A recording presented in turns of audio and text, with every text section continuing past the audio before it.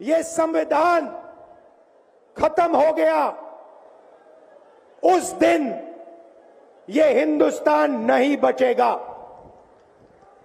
इसको पुलिस से, धमकी से नहीं चलाया जा सकता है। ये जो संविधान है, हिंदुस्तान की जनता की आवाज है, हिंदुस्तान के दिल की धड़कन है। इसको जिस दिन खत्म कर दिया गया, उस दिन यहां पे हिंदुस्तान नहीं बचेगा। अलग अलग स्टेट हो जाएंगे, हिंदुस्तान नहीं बचेगा। यही इनका लक्ष्य है। ये सोचते हैं कि संविधान के बिना धमकाकर, डराकर police, CBI, ED, income tax department के साथ देश चलाया जा सकता है। ये सोचते हैं मीडिया के बिना देश चलाया जा सकता है।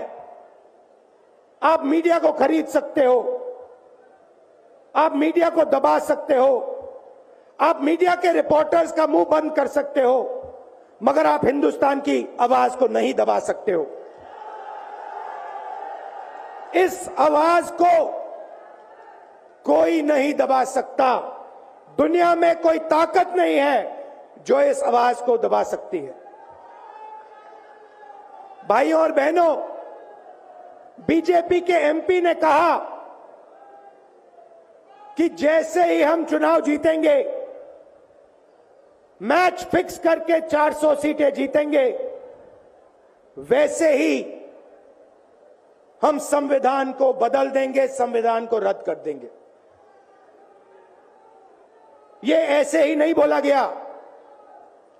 ये टेस्ट करने के लिए, आइडिया टेस्ट करने के लिए बीजेपी के एमपी ने बोला है। ये लड़ाई संविधान को बचाने की लड़ाई है।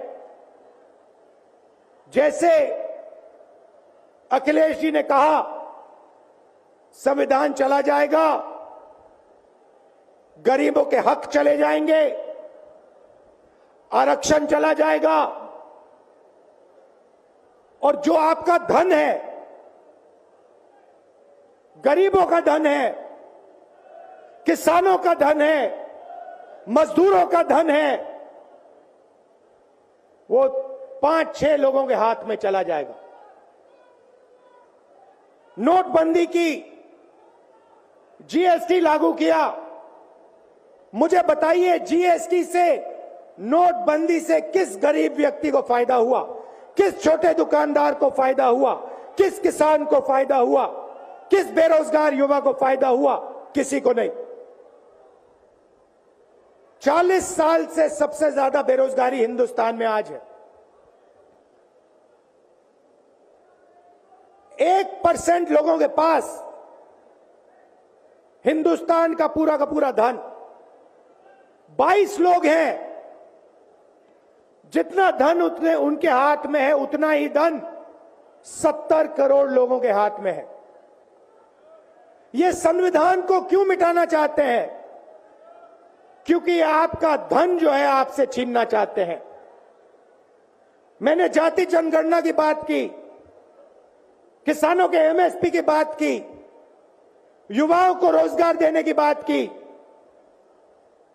यही देश के सामने सबसे बड़े मुद्दे हैं। मगर एक बात याद रखिए, अगर आप लोगों ने पूरे दम से वोट नहीं दिया तो इनकी मैच फिक्सिंग कामयाब हो जाएगी। यह आप भूलिए मत। और जिस दिन मैच फिक्सिंग कामयाब हो गई, उस दिन आपका संविधान, हमारा संविधान खत्म हो जाएगा। जिस दिन संविधान खत्म हो गया, उस दिन हिंदुस्तान के दिल पर एक बहुत बड़ी चोट लगेगी। तो ये जो चुनाव है, ये चुनाव कोई मामूली चुनाव नहीं है। ये चुनाव हिंदुस्तान को बचाने का, संविधान को बचाने का और जो गरीबों का हक है, किसानों का हक है, पिछड़े वर्गों का, दलितों का, आदिवासियों का, गरीब जनरल कास्ट के लोगों का हक है, उसको बचाने का हक है, उसको बचाने का चुनाव है। यह बात आप याद रखिए, क्योंकि अगर यह चुनाव जहां मैच फिक्सिंग की जा रही है वो पूरे देश को दिख रहा है, बीजेपी के लोग कह रहे हैं। कल में से व्यक्ति मिलने आया, मुझे कहता है मैं ट्रेन से आया, मेरे साथ बीजेपी के कार्यकर्ता बैठे थे, उन्होंने कहा कि कुछ ना कुछ गड़बड़ है। यह सच्चाई है। इलेक्शन कमीशन के लोगों को नरेंद्र मोदी जी ने बैठाया, दो नेताओं को, दो चीफ मिनिस्टरों को जेल में डाला। चुनाव से कुछ ही महीने पहले अगर डालना था तो 6 महीने बाद डाल देते, 6 महीने पहले डाल देते।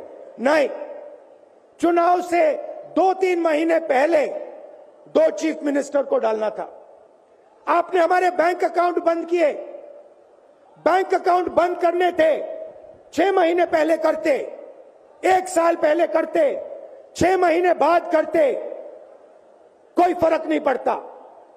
आप चाहते हो कि विपक्ष चुनाव ना लड़ पाए और इसीलिए आपने कांग्रेस पार्टी के बैंक अकाउंट रद्द किए, आपने इलेक्शन कमीशन में अपने लोग बैठाए, आप जुडिशरी पे दबाव डाल रहे हो क्योंकि आप चाहते हो कि मैच फिक्स हो, संविधान रद्द किया जाए और आप सत्ता में रहो। मगर भाइयों और बहनों, मैं सच बोलता हूं और मेरी बात आप अच्छी तरह सुन लो। अगर हिंदुस्तान में मैच फिक्सिंग का चुनाव बीजेपी जीते और उसके बाद संविधान को उन्होंने बदला, तो इस पूरे देश में आग लगने जा रही है। जो मैंने कहा याद रखो, ये देश नहीं बचेगा। ये चुनाव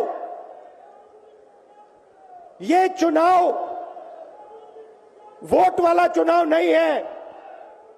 ये चुनाव हिंदुस्तान को बचाने वाला चुनाव है, संविधान की रक्षा वाला चुनाव है। धन्यवाद। जय हिंद।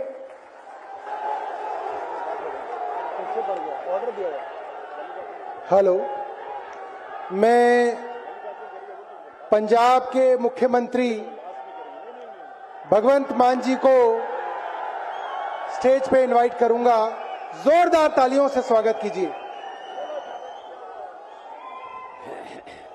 बहुत बहुत धन्यवाद। सबसे पहले इंडिया गठबंधन के सभी